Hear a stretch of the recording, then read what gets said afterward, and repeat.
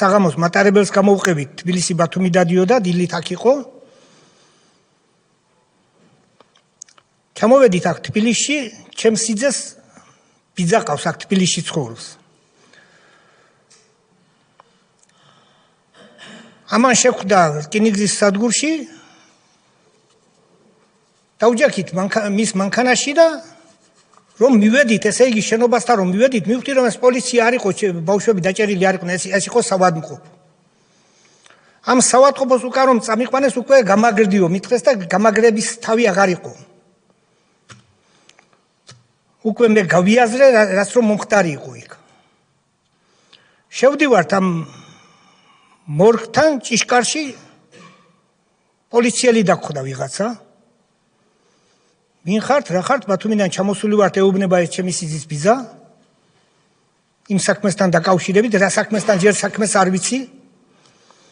და ტელევიზორს გვანახებენ, ესე იგი ბნელი კადრია ტელევიზორში ჩანს სროლები, თორემ ვინ ვის ესრის, ვინ სად ისვრის, ფაქტიურად არაფერი არ ჩანს. და მიხსნიან რომ ეს აქ სამი ახალგაზრდა იყო და სპეცოპერაციის დროს ორმხრივი სროლის შედეგად დაიღუპნენ. დაიღუპნენ, მანახვეთ ბავშვები უთხარი რა. მეუბნებიან ერთი რომან სურმანიძე იყო. რომან სურმანიძე ესე იგი პასპორტი ჰქონდა და იმით იცნეს. და დანარჩენ ორს იცნობ, მეკითხებიან. ვიცნობ კაცო, მანახვეთ უთხარი. მანახვეს სამე მე ამოვიცანე გორგაძეს და ართმელაძეს, მე ამოვიცანე, თორემ იგენი ვინც რომ დახოცა აზრზე არ იყვნენ ის ორი გვამი ვინ იყო.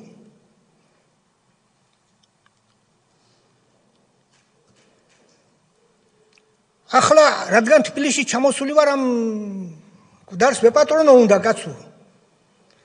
ახლა ამ გვდარს არ მატანებენ. რაღაც საბუთები ყოფილა შესადგენი, რაღაც საქმე ყოფილა საჭირო და ამ საბუთების შედგენაში და ამ სირბილში თითქმის დიმიღამდა. და სადაც მივედი, სულ ლანძღვა გინებას ვისმენდი ჩემი მისამართით და ამ უდანაშაულოდ დახოცილი ბავშვების მისამართით. ესენი თურმე ტერორისტებად გუუზდიან, თურმე არაკაცებად გუუზდიან, ვინ არიან აგენი მშობლები, ეს რა ხალხი ყოფილან ეს აჭარლები. ევრი რომ არ გავაგზავნოთ რაც იყო საბუთები გავაკეთე.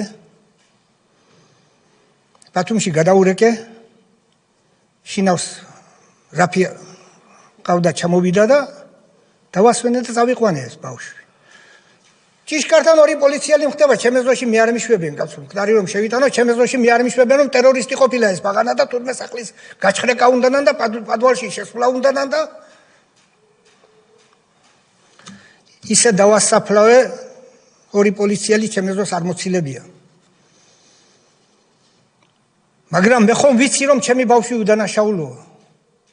და განცხადება მინდა შევიტანო სადმე რომ ერთი გამეიძიონ კაცო რა დააშავა ამ ჩემ ბაღანა ვინ მოკლა რომ პასუხი ვაგო ამ ბოდიში მოუხადო ჩემი ბაღნის ხელიდან გასროლი ტყვიას ვინ ელმსხვერპლა ან ვინ დაიჭრა.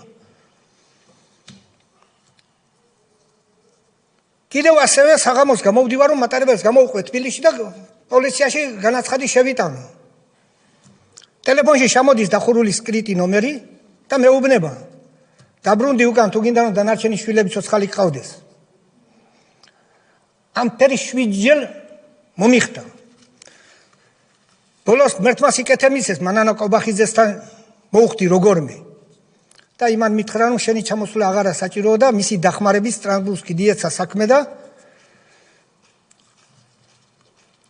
გამართლეს ეს უდანაშაულო ბავშვები, თორემ დღესაც ტერორისტების სახელით იქნებოდნენ მიწაში. დანარჩენი იმის არ იყოს თქვენაც იცით რა მოხდა, როგორ მოხდა. მაგრამ ჩვენ შვილები ტერორისტებად არ გიგვიზდიან. ეს უფროსი ბიჭი იყო ჩემი, თავისთავად სწავლობდა.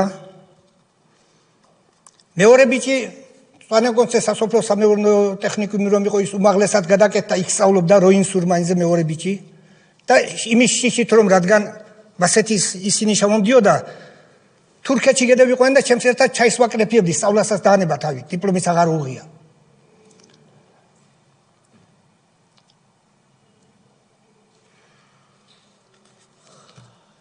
და რა ვიცი მე, სანამ